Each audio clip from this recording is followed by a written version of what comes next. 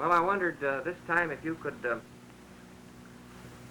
tell us something about that election, the one where Bison and Lemon then had a little contest as to who should, which town should really be the county seat.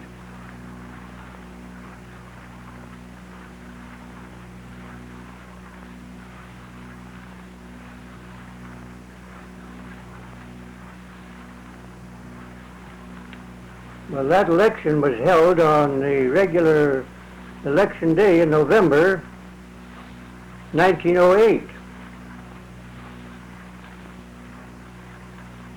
And knowing that there would be a large vote in Lemon and a good chance to run in some bogus votes, the boys here in Bison had a meeting and arranged for someone to go up there to keep tab on that voting. They asked me if I would take that job, and I told them I would do that if they would let me choose my own help. And Carlos Pino, who was handling the meeting, says, that ought to be fair enough. But I said, do I have any assurance that those that I might pick would go? Carlos answered, he says, if you're willing to go, Fred, why, whoever you choose to go along surely ought to go. So a little later in the meeting, when the question came up again, why, I chose C.S. Pino and Joe Daly. Joe wasn't there at the meeting, but Carlos, he thought a moment. Well, he says, if you want me to go, I'm going to go along. So that settled that. And we met at the Hat Ranch.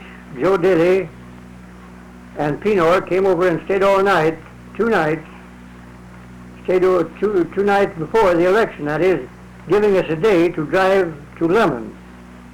We had to go to Lemon with a team and buggy, a distance of 40 to 50 miles, and that no roads, and that took some time. So in going the day before the election, we necessarily lost our chance to vote on the county seat. But we went to Lemon, getting there towards evening, and the governor had appointed an overseer for each voting precinct. There was about 7 precincts in the county, 7 or 8.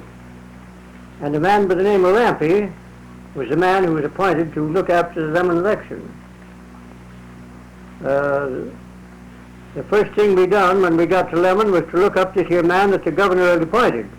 Found him at the hotel, told him what we were there for, realizing that in a way we were infringing on his job. He says, that's all right, boys. He said, I'm glad you came, and tomorrow we'll work together. He was very fine about it. I also seen Ed Lemon that evening, and I told him. Well, he made quite a joke out of it, but got along.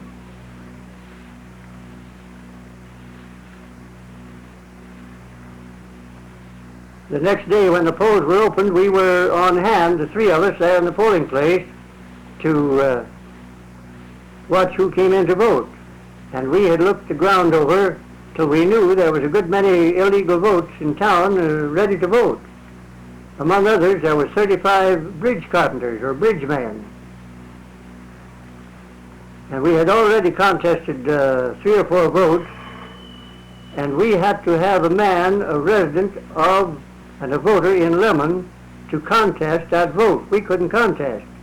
So it was something of a task for us to keep a man on hand to contest a vote. And the Lemon layout was making it rather uncomfortable for anybody that would do that. When these bridge carpenters come up, I told Lampy, the supervisor, that man really had no vote, but Pino and Daly were both out to get somebody to contest that vote. Lampy says, I'll tell you, Jennewein, what we'll do. I will question this man to your satisfaction, at least to my satisfaction. I told him that was all we could ask. So he asked the man a few questions, and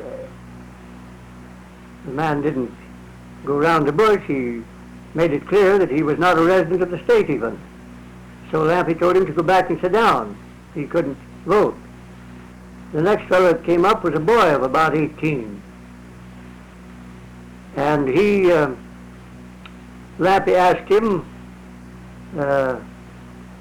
what his job was. He was work on that bridge outfit. Where do you live? I live up at Mott, North Dakota. What are you doing here? Well, they told me to come here and vote for the Lemon for the county seat.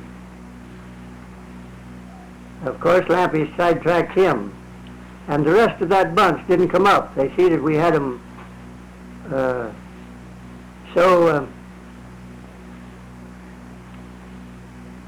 were a few others that we contested, and they were thrown out.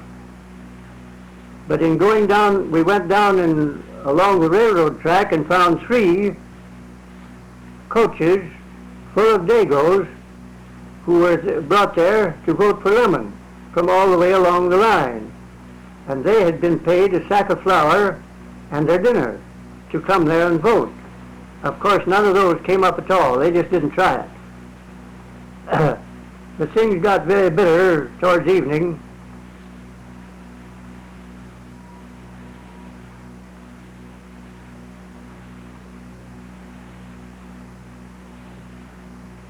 But we stayed there till the polls closed. There was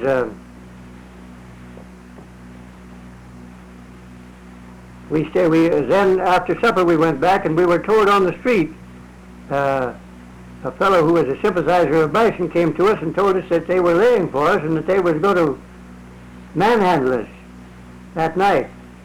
But we told them we'd be at the polling place till 11 o'clock anyway, which we was. Then went to the hotel and went to bed. But they didn't do anything radical. They had tried during the day. Mr. Barrett, who was later elected county auditor, had tried to pick a fight out of some of us to get a good, reasonable excuse for sending us to jail. But that didn't work out. We just wouldn't fight. So they didn't get that. And how did the election come out that first time? What was the vote? Do you remember?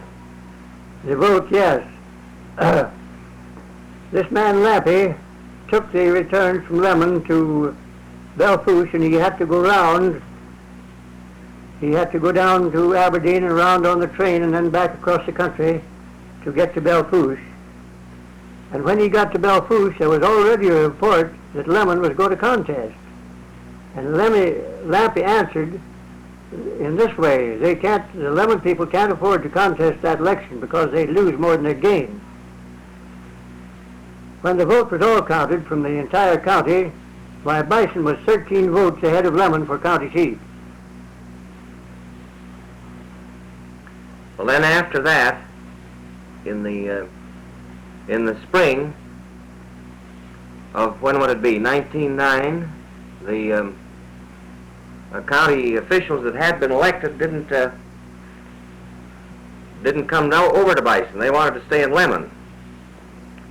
Notwithstanding that the vote was against them, they established their offices in Lemon, and they were furnished a nice, warm, steam-heated room, each one of them, and they apparently thought they were permanently in Lemon, or they were going to try to make it that way. They had filed a contest, but that contest hadn't came up yet, and when they set themselves down there with the appearance of going to stay, they sent me to Belfouche again to apply for a mandamus to compel those elected officials to move to Bison.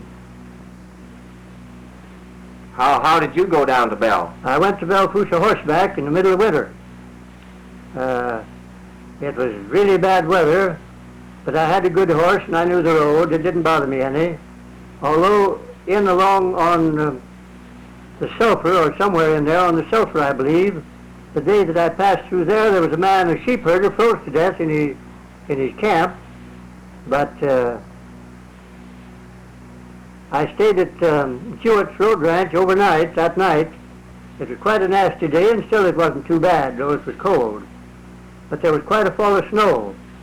The next morning, there was about a 4 or 5 inch new coat of snow on the ground, and from Hewitt's Road Camp to the Belfouche River, a distance of 40 or 50 miles, with that coat of snow and not a track across it, I was a little bit leery of it. But it was a bright, sunshiny day that day. Wind didn't bother, so I went. There was not a sign of a track then through that snow, but I went across, no trouble at all. Got into Vale long towards evening. I went into Belfouche the next morning. I rode down. I come in on Main Street, and Tom LaFleche was standing on the sidewalk, and he hollered. He says, "You better hurry up, Fred." He said, "We're waiting for you." That was caused by Ed Coleman, who had been a resident of Bison earlier, a homesteader, and then was in the land office at Lemon at this time. He had telephoned LaFleche and Simons, retaining their services as attorney pending the time I would get there. And so when I got a breakfast or a dinner, whatever it was, why, we met there at the office and started proceedings, and Judge Rice, who was the presiding judge, we had no trouble in getting a mandamus to compel them to move to Bison. Well, then, did you bring that back? I brought that back. That was in February. And the Marl River had started to running. I had the papers, and I got to Bixby about night, and they told me that the river was up, couldn't possibly cross horseback, didn't know how to do. Well, I answered them that I had a good horse, and if the swimming was good, well, we'd go cross. But in the morning, I went down there with my horse, ready to try it, and here was 2 or 3 men with a good boat to take me across. We attached 3 or 4 catch ropes together and put it on my horse, and I went across in the boat. And then the boys on that boy, I carried my saddle across in the boat. Then the boys jumped the horse into the water with the rope attached, and of course I led him across the other side, saddled him up, and went on. Some of the boys says there, "Fred, that ice cold water will kill that horse." I answered them that there was plenty more horses, but it didn't hurt the old horse a bit. I got on him and came on. Delivered the papers here in Lemon to our elected sheriff. And then they moved down here, did they? They were quite slow about it.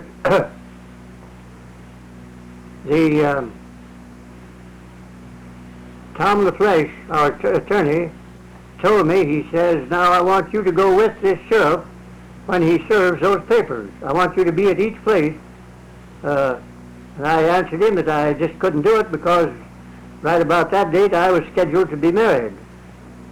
LaFleche answered, he says, "That don't matter about getting married. You put that off a few days. You tend to this," which I did.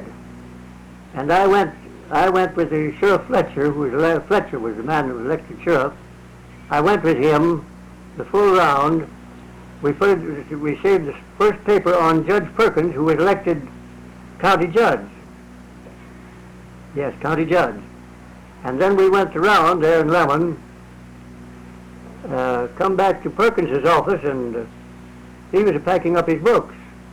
And the elected auditor, Barrett, came in, and he says, "What you doing, Judge?" Judge Perkins says, "I'm getting ready to move to Bison." Well, Mr. Barrett says, "Don't be in a hurry. We're going to have a meeting tonight and talk this thing over." Judge Perkins answered him like this. He says, there's no waiting for me. I know what a mandamus means. I'm a moving to Bison right now.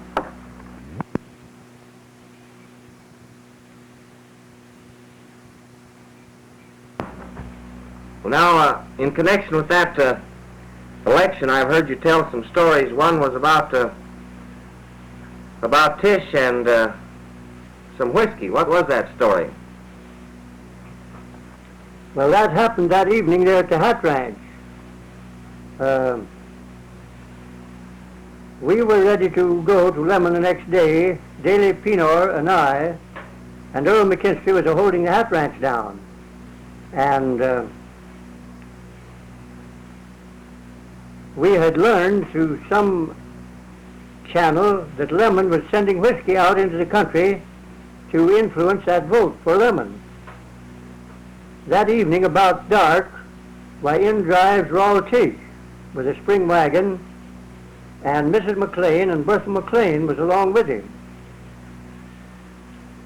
Well, they'd had a ride of 40 or 50 miles over the prairie and no roads, was tired and hungry, so after they had supper, I fixed their room, and they went in the other room and went to bed.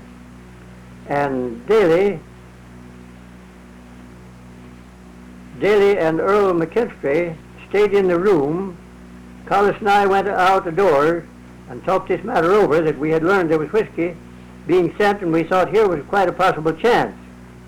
So we went out to Tish's buckboard and worked his load over, and we found 4 one-gallon jugs of whiskey. Well, knowing that that whiskey would have a bad effect on any voter for anything, we went in the cellar and got 4-gallon jugs of mine, and we put the whiskey in my jugs, leaving about a half a pint in the jug to give it a little smell, and we filled that jug up with Grand River water. Thought that that would have a better effect on voters. We didn't put them 4 jugs of whiskey back in my cellar. We took them out in the woods and hid them, knowing that Tish might take a notion to work his load over and see if everything was all right. But in the morning, Tish hitched up and went on. He didn't look for the whiskey. All right. He got over there to McLean's, and Dode Willie came. Dode Willie was on the ticket for sheriff. There were 7 men running for sheriff, and Dode was one of them.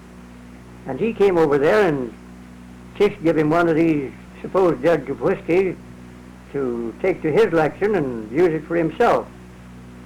Dode Willie got on his saddle horse and rode 8 or 10 miles to that precinct, took a bunch of voters around behind the schoolhouse to give them a drink of whiskey to vote for him for sheriff, and lo and behold, the jug of whiskey was froze up solid. It wouldn't run at all. That was in December, and it was quite a bitter cold day. So we never knew just what became of the other 3 jugs, but we knew that they wasn't used for influencing voters. It went along about 3 weeks later. Well, that evening yet at the McLean Ranch where Tish was boarding, Tish says, I know who got the whiskey. Mr. McLean says, who got it? Why, he says, Jennewein got that whiskey. Mr. McLean answered, no, Fred didn't drink, and he wouldn't steal your whiskey. Don't you believe he wouldn't steal my whiskey? I know him too damn well.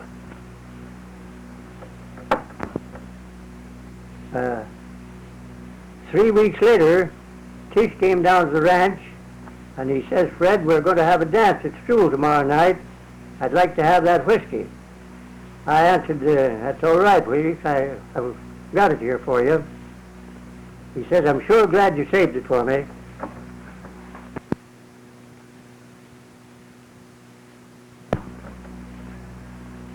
Well, now, tell me a little bit about that summer, the summer that you worked with the Hat Company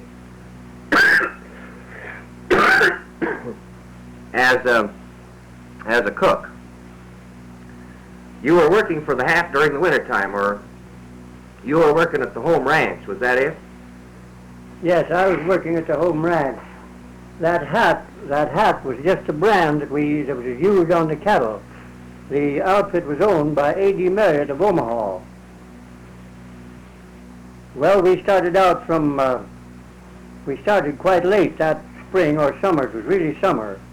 We do, because they were making just the one roundup, that is, just working the whole country to clean, that was a cleanup of the range cattle in the range land in the summer of 1906. That took the last of all the range cattle, every brand. And the hat outfit worked what is now Perkins County and some adjoining. When we started out, we went up onto the Cedar, and that was in North Dakota. Went northwest of Hettinger and worked down the Cedar to the mouth of the Cedar. You didn't do anything going up. You just went up. We just went up there. Then that's where we began work, was on the Cedar. And the boys rounded up the Cedar down to the Grand River. And I just can't recall just how we did work the country that first roundup, but we came back south to Grand River, down below Syme somewhere, and worked up North Grand River. Then we swing across and work down South Grand River and over to the Thunder Butte country, when they had quite a fair bunch of cattle. I don't remember how many. They had been cutting down years before until there wasn't a lot of range cattle together. You were collecting all the cattle you found, were you? Yes, we was gathering everything. If it was a range brand, of course, the ranchers that were located here, we would always work their herds to see if there was any range cattle in them. But we didn't move any of the ranchers' cattle at all. We just took in that, while it was a hat brand working the country, for instance, they would gather hat cattle, turkey track cattle, flying V cattle, 3/7 cattle, L7 cattle, and many other brands. Any brand that was really on the range, they would take it along. And the other outfits, working other parts of the country, did the same thing. They shipped everything. Well, then when you got so many cattle that did belong to the big outfits, you'd cut them out and somebody would take them back, or did you keep the whole herd with you? We kept the whole herd and took it to Everett and shipped them. We shipped everything. No, we didn't. Of course, if we happened to have a rancher's cow, for instance, a fish or a bell or any of them, why, we would cut them out and they would get them. But all of the range cattle proper was taken to Everett and shipped, every one of them. How many men did you have on your outfit? We didn't have a big crew. We had only about 7 men. Those were all hat Not necessarily. or were there some reps? There was about 3 or 4 men under pay with a hat, and then there were 3 or 4 reps. For instance, John Anderson, who repped for his own brand, the AA brand. He was with us all summer. And there were several other reps looking out after some of those other cattle.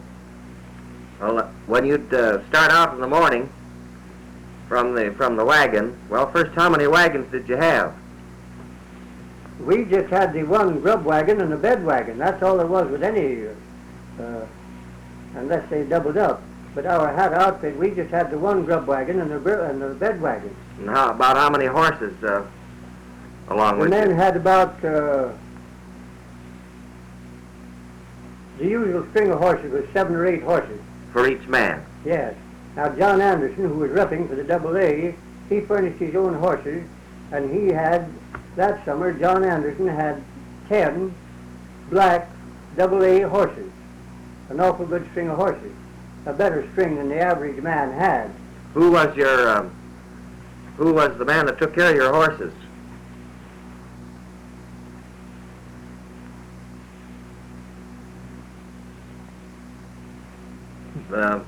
At night, was that your Nighthawk? Was that Brown?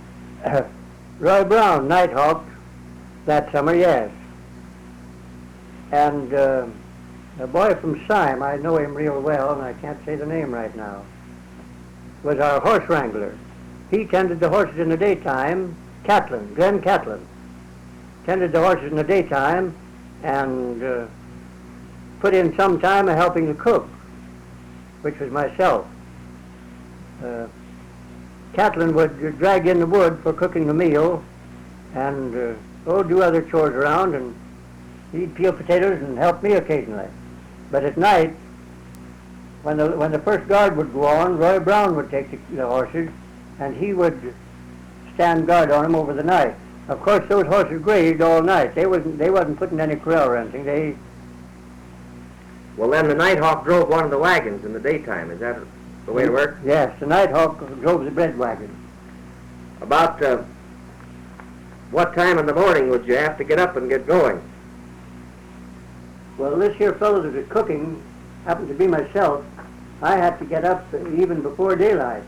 We would have breakfast ready by daylight, and the wagon would pull out just shortly after daylight on their round. In order to have breakfast ready, then you'd have to be up by about 3 o'clock. Yes. And then what time did you eat dinner? We had dinner quite on time, from 11 till 12 o'clock. We had dinner quite early. And then an early supper? Yes, we would have an early supper. The boys would try to get in. Each one of these men was making a circle.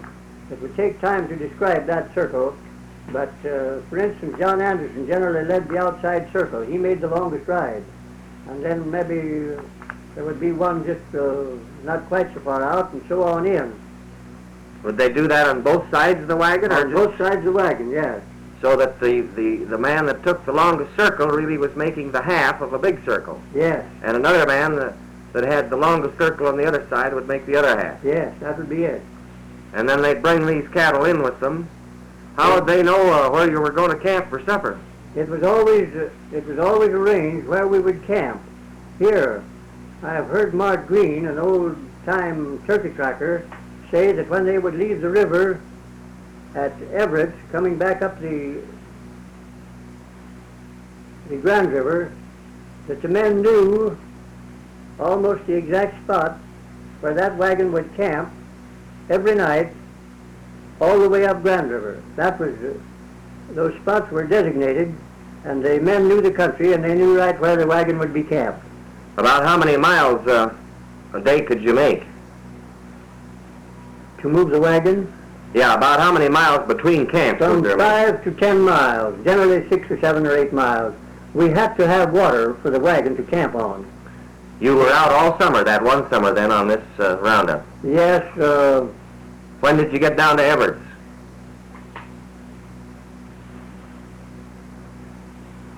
I couldn't answer that exactly. I made the first round and went into Everett's and came back and made the second round and down as far as the reservation line, and there Hooker, who was the wagon boss, sent me home to the ranch to look after fall work, and Ellick Marriott, the owner boy of the cattle, he cooked the rest of the way down to Everett's. You made 2 trips into Everett's then, that one summer. That is, the wagon did? Yes, the wagon made the 2 trips. Well, did they cover the same country twice? No, in the first roundup they covered this here north part of the county, and the second roundup down on the Morrow River and Sulphur and in there. Their herd would probably be so big that they had to take them in and get rid of them before they... No, the herds was not, those herds that summer, they had been cutting down before. Those herds were not big. They were smaller than usual. But they gathered the remnant, they gathered everything there was left. And then the Flying V, they made a roundup the next summer on the Belfouche River with George Shipley as wagon boss. They rounded up the Morrow River and took everything from there on south. That was really the last roundup in the state of South Dakota. We worked in 6, but Shipley with the Flying V outfit worked the summer of 7 in the south part of the county and down in Meade and Butte counties. And that, so far as I know, was the last roundups in South Dakota anywhere.